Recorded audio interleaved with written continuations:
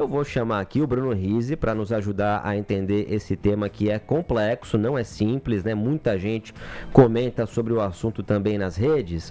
Bruno, o seguinte, né? O fim da escala 6x1 é uma pauta trabalhista legítima, importante, ou é populismo que ignora o impacto econômico? Essa é a pergunta-chave em relação ao assunto à pauta. Pergunta de milhões, né, Tebas? Bom, essa questão da pauta da escala 6x1, né, do fim da escala 6x1, ela na verdade é uma pauta clássica aí do trabalhismo, né?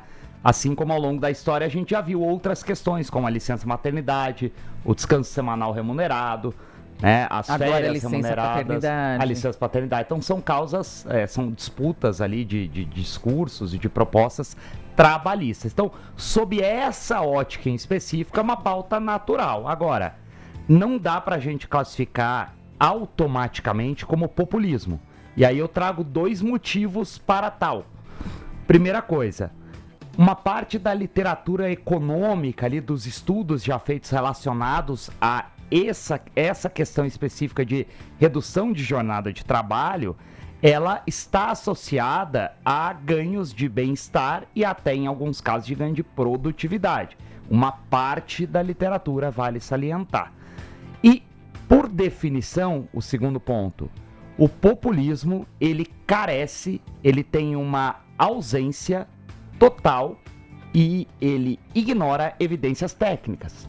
O que parece que nessa discussão no âmbito da política brasileira, né, política social, não está acontecendo, uma vez que estão havendo discussões relacionadas a esse tema, com comissões, frentes parlamentares, empresas, empresários, setores, etc. e tal.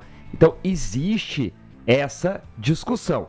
Agora, é evidente que existe sim uma dimensão política nessa questão, né? E aí eu já tô falando de uma pauta política eleitoral. Por quê? Porque a gente está num ano de que pautas populares, com apelo popular, são muito difíceis de serem votadas contra. Ou seja, uma vez que coloca para votação, ninguém vai querer se expor de votar contra, né? Porque a memória... Falam que o brasileiro tem memória curta. Ok, mas mesmo se a memória for curta, a gente está a menos de 6 meses das eleições. Né? Então, essa questão ela é muito delicada. E aí, o risco que a gente está vivendo em relação a essa questão, na questão política, social e econômica, é de que o projeto vá ser votado, coloquem em plenário para votação, e aí não tem volta, porque aí ninguém vai votar contra, vai acabar sendo aprovado. E aí a gente está recorrendo à questão do populismo, em que carecem as discussões prévias necessárias para tudo isso. Então, do ponto de vista econômico, esse problema ele é muito mais concreto, porque aí você pode falar em termos de queda de produção e ou queda de aumento de custos, né? Queda de redução de margens das empresas. É que uns defendem aumento de produção quando se está mais descansado e outros não. Exato. Quando eu falo que parte da literatura traz esse elemento, é porque já tiveram exemplos a nível Europa, principalmente, de países que implementaram e tiveram aumento de produtividade e não. Então, a discussão ela é muito complexa. Né? E aí o grande ponto aqui nessa discussão, e que eu acho que é o erro de toda essa discussão aqui a nível político, social e econômico, é que a gente precisa entender que o mercado de trabalho ele não é homogêneo. Não existe falar o mercado de trabalho. Por quê? Porque a gente tem diferentes setores. Você tem uma fábrica, uma loja de rua, um shopping, né? A gente tem diversos setores, segurança, portaria, saúde. Então, são diferentes exemplos. Então, tem setor que consegue se adaptar e até ganhar produtividade. Tem setor que não consegue sobreviver dentro disso. E também, por fim, aqui a gente tem a questão do tamanho das empresas no Brasil. Precisaria entender, por exemplo, a gente tem muita MEI, né? Micro, pequeno empreendedor, microempreendedor individual, perdão. Tem as MEs, as microempresas, que contam com funcionários, na verdade, o próprio dono. No máximo ali o filho, a esposa. Então, essa adaptação também ela é mais simples.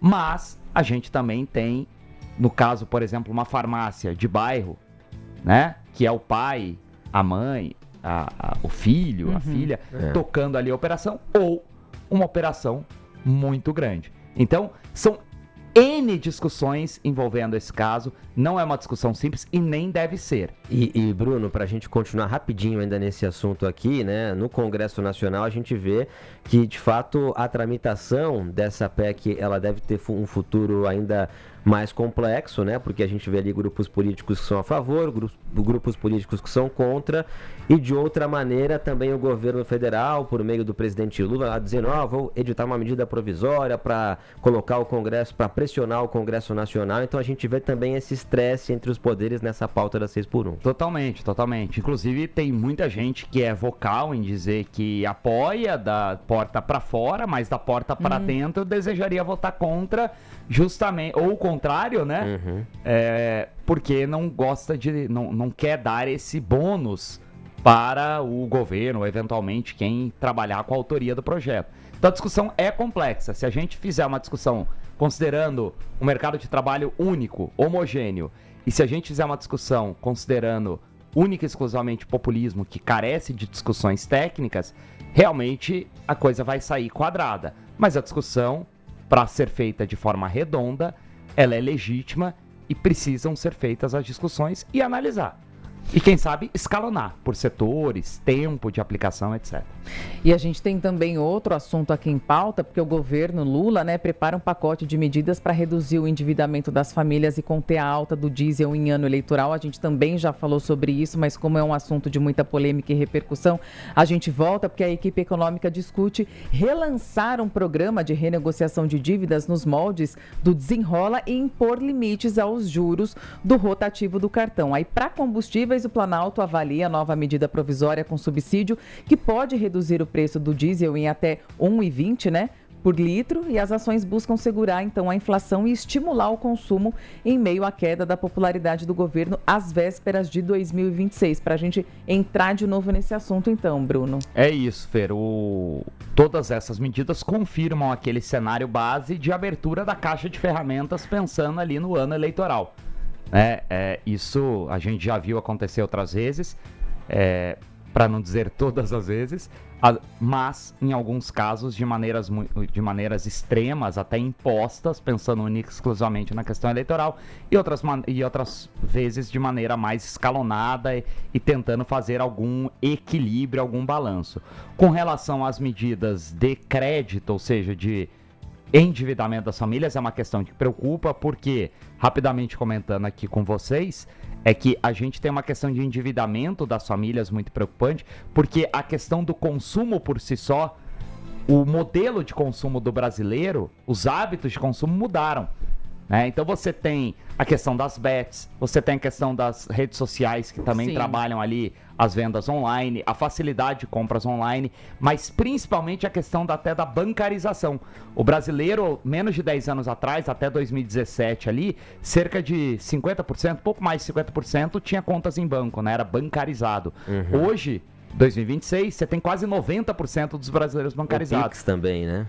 Muito por conta do Pix. O Pix trouxe essa economia, aquele dinheiro no bolso com elastiquinho amarrado, aquele talão de cheque, virou operação no Pix, mesmo no mercado informal. Isso trouxe o brasileiro para o banco, porém, aquela questão até da falta de educação financeira, que é algo que a gente discute muito a nível Brasil e até dentro da política, acaba que ele olha ali, ele acaba recebendo um cartão de crédito, ele tem um limite adicional ali que ele pode usar, claro que vai pagar com juros, então esse consumo ele acaba mudando, então a gente vive outros patamares, então o endividamento é realmente um desafio para esse governo e para todos os próximos. Então é uma tarefa árdua aí para o governo conseguir controlar, ainda mais em ano eleitoral, né? Bom demais ter o Bruno Rizzi com a gente aqui no Start TMC.